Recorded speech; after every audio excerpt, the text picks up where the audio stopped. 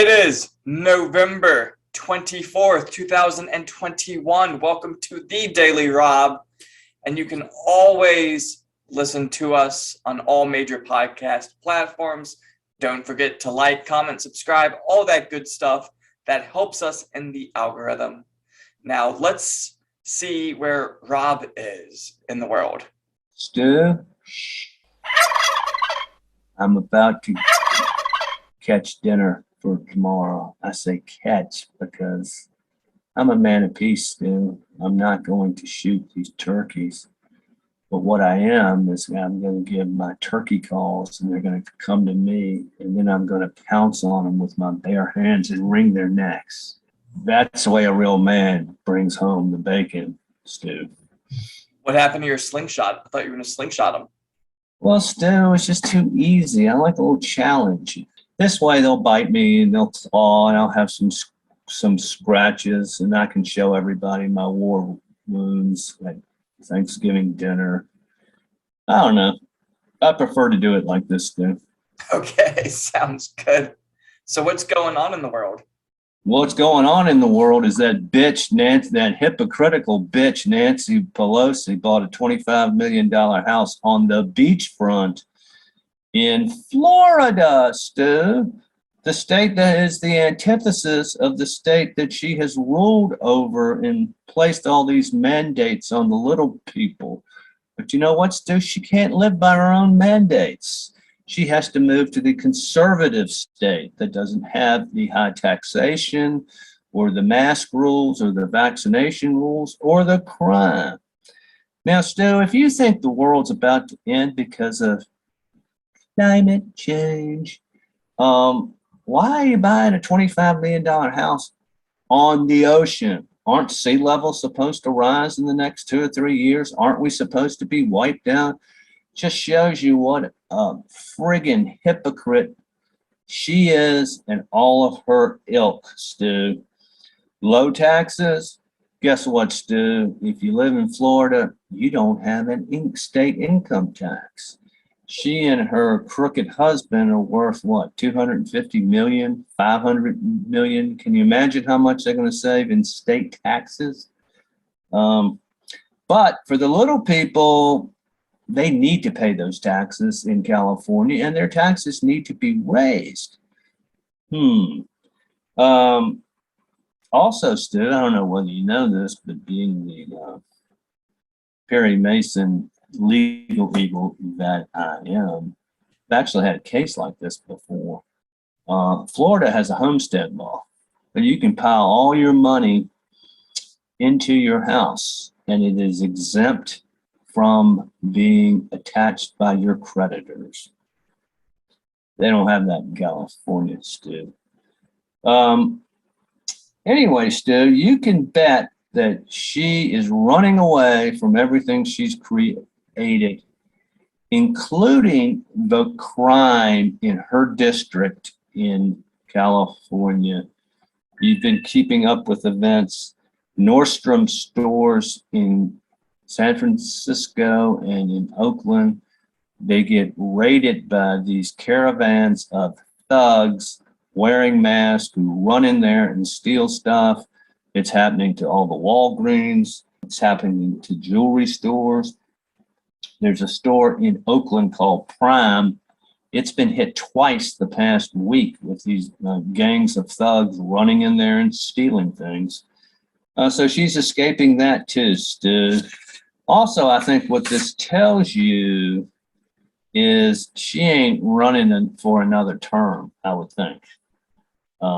So we'll see where this goes, but it's the ultimate in hypocrisy, especially, Stu, when you've got plenty of beachfront housing in California, and it's nice looking stuff.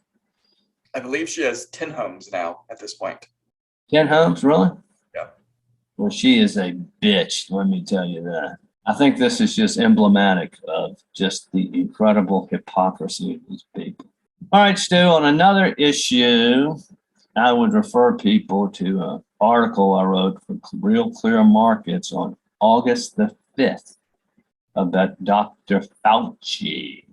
the modern day Dr. Mengele. And in this article I wrote, I hyperlinked a video by Dr. Robert Malone. And everything Dr. Malone said probably a year ago has all come true. You know, you were trying to vaccinate in the middle of pandemic, and all it does is make the virus mutate. And in an interview the other day, Dr. Malone stated that the policies of the United States are responsible for 500,000 deaths. But Dr. Fauci, through his whole career, has a history of saying whatever he thinks is most expedient. It's not data-based, it's not science-based, and he continues to do it.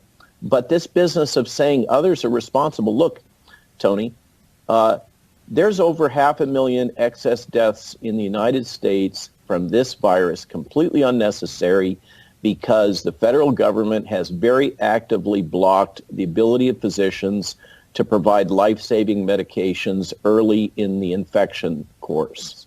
The statements that he's made, I listened to that whole segment. He made a bunch of misrepresentations, and many of them are errors of omission. Things that we know to be true that he doesn't acknowledge, like natural immunity. We had about 55,000 deaths in the Vietnam War, Stu, which lasted, I don't know, 8 years? More than that with our involvement. But we have 500,000 in the past year and a half, simply because they didn't prescribe prophylactics that a number of people said they work fine. They actually banned them, Stu, in a number of states. I thought it was interesting he pinned it in such black and white terms. Speaking of COVID news, Stu, the crazy county of Santa Cruz, California has issued a mask mandate for everybody in the county, including in your own home, Stu. Now think what that means. Why would they even think to do that? Because they want to be able to use this as a precedent to control you. It's like Winston Smith in 1984, Stu. It's nuts and it's scary.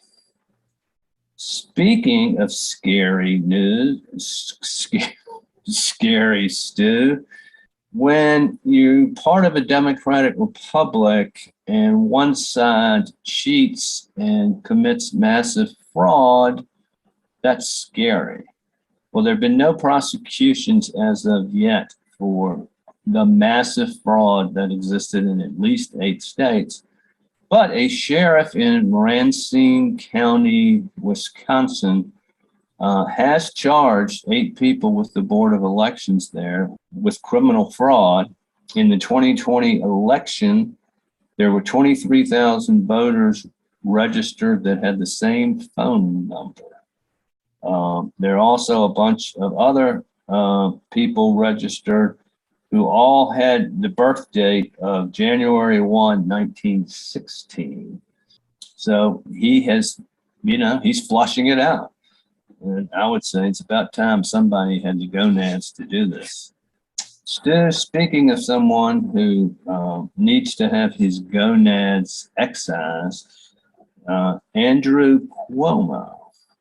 The New York State Assembly issued a report on his boorish behavior, much worse than what the media has reported.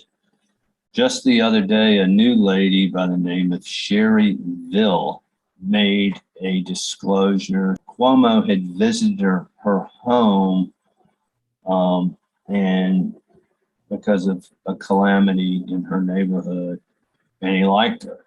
And right there in her home, he's made incredibly graphic and sexual comments. I think he even forced himself on her. Then when he goes back to Albany, his entourage calls her and wants to know if, she wants to come to various gubernatorial events. Anyway, so the State Assembly issued this report and also found that he covered up the numbers for the COVID deaths, which he caused by putting sick people into nursing homes. Now, you talk about the hubris of some of these politicians, left-wing politicians, I might add, who think they're God. But how can you be so stupid as to take sick COVID patients and put them in closed quarters with the most vulnerable? It's beyond comprehension how idiotic these folks are. Still, I think that's all I got for right now. How about you, my man? So my first story of the day is something kind of happy that I think is fun. Trump has been awarded a 9th degree Taekwondo black belt. That means he now outranks Chuck Norris when it comes to Taekwondo. Trump doesn't have any previous Taekwondo experience, but it's the same level that Vladimir Putin has. But Vladimir Putin does have a belt in judo, a black belt in that. And so the question is, the Donald could take Putin, I would take it. If you put him in a ring, who would you put your money on, Steve? I'd put my money on Putin. You would? Now, why is that? Quicker or younger or? He legitimately does judo. Okay. So.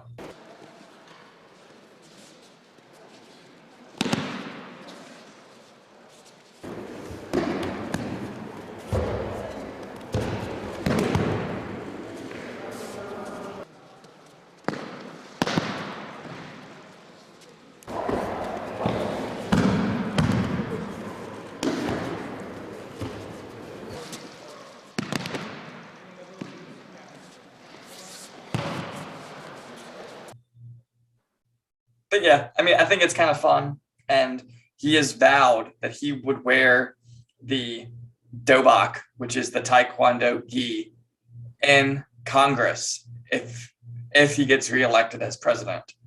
So I think that would be hilarious. And so is it now Mr. Sensei President, President Sensei Trump?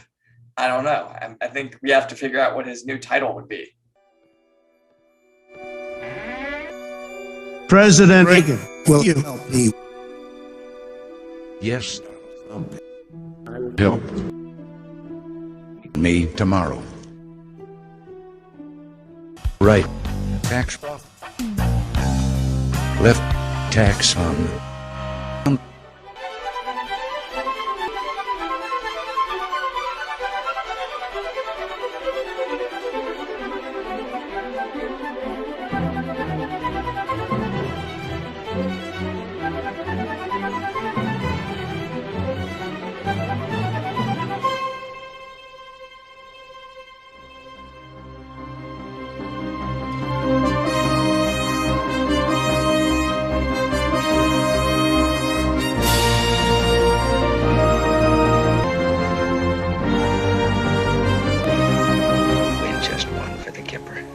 And then Mark Richards, who was one of the lawyers for Kyle Rittenhouse, his advice to Kyle is that he should change his name and not to go on TV and to just go live a normal life. Now, was he one of the recent lawyers or one of the first set of lawyers? He's a recent lawyer. Okay, because the first set of lawyers included Lynn Wood, who I think went crazy. I think he was just off the wall, conspiratorial and nuts. I wanted to like him still, but again, I'm objective. I see things both ways. And Rittenhouse has said that the first group of lawyers took advantage of him, left him in jail such that they could raise money for themselves, which doesn't surprise me. So it's interesting. I think he should not go on TV anymore. Or he did do another interview where he was talking about the photo where he's apparently with the Proud Boys in a bar. And this was back in January. And so all the footage they have of that essentially looks like it comes from a security camera that was in that bar. And so I think if he is serious about defamation and, defamation with malice, that he arguably has been defamed, I think he needs to just not go on TV and to just let his legal team play this out. And then if he wants to ride off into the sunset, he can. If he wants to, whatever he wants to do with his life, he should be free to do. What did he say about being seen with the Proud Boys? He said that his original team of lawyers had set him up he thought that they were essentially security for him. I think his advice about not going on TV is 100% right. But I think, if Kyle wants to change his name and go live a normal life, I think he can make that choice for himself. But I realistically just don't think that's going to happen. Well, anytime somebody becomes a celebrity like that, everybody wants a piece of him, and most people want to use him for their own benefit. I say if he can be a tool to help our side show what ridiculous assholes the other side is, let him speak. But I will say this, the whole thing of proof that Kyle is a white supremacist hinges on this footage of him at a bar with apparently Proud Boys, but you can't see these fellas' faces. And they went through his entire phone and they didn't find anything that was questionable enough to put on as evidence during the trial. Been at a bar before, and I've been talking to somebody who was probably a criminal. I would not, if I were him, I would fight any type of smear that would tie him to something like that. The other thing that nobody picks up on, Stu, but me, is if he is a white supremacist, if he's a black nationalist, no matter what he is, he has a right to be that in the United States. And none of that should have affected his trial at all. But, we have freedom of speech, and I would prefer to have everybody at the table being able to say whatever they want. People who I virulently disagree with, I'd rather them have the opportunity to speak than to have them shut out of any debate, because it's a slippery slope. But yeah, that's all I got for today. I thought those were two very interesting stories. I think so too, Stu. Once again, you're on it. And you were on it. So Kyle Warner, who was the mountain biker that you had discussed, I want to say about 3 weeks ago, he is on a podcast that I listened to. I'm only about halfway through the interview. He hasn't showed up yet, but you might have found this fella who might be this new face that we see all the time about 3 weeks ago. So you were Johnny on the spot. Well, Stu, I'm ahead of the curve on most things in life. Okay. Well, what's the wisdom for today? Well, Stu, today is November the 24th. And I want to read something that happened in 1832 on November the 24th. South Carolina passed the Ordinance of Nullification, declaring the tariffs of 1828 and 1832 unconstitutional and unenforceable in South Carolina, precipitating the nullification crisis, which Andrew Jackson skillfully negotiated and kept the United States from splitting up in 1832. Abraham Lincoln could have done that, Stu, but he was a warmonger. Now, I want to read another quote that one of my political mentors, I don't like to say mentor, Stu, because he wasn't my mentor, but he was a guy who confirmed my own beliefs, who I really liked a lot, Walter Williams. And he quoted Frederick Bastiat in this quote. It is to be pointed out, however, that protectionism, socialism, and communism are basically the same plant in three different stages of its growth.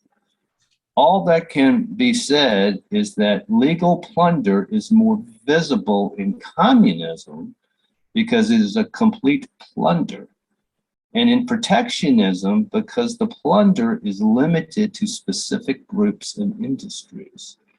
Thus, it follows that of the three systems, socialism is the vaguest, the most indecisive, and consequently the most sincere stage of development. Well, Stu, protectionism is robbing somebody to pay somebody else for political favors. And I think we should remember that, and we should remember the crony capitalism that goes on today and how it might too lead up to a schism within our nation. Absolutely. Matter. And Walter Williams, I believe he passed away December 2nd of last year. So it's about to be the 1 year anniversary of his death. Oh, yeah. He was a great guy. He spoke in a very plain fashion. It can be kind of tough to get some of his books. Some of his books definitely need to be reprinted. There are a few of them that I've wanted to purchase that they end up being like $100 some just because they're just not in print anymore. So hopefully his family can get on that and make sure his wisdom goes out. Yeah, maybe Mason can help out in that regard. He made the economics department there.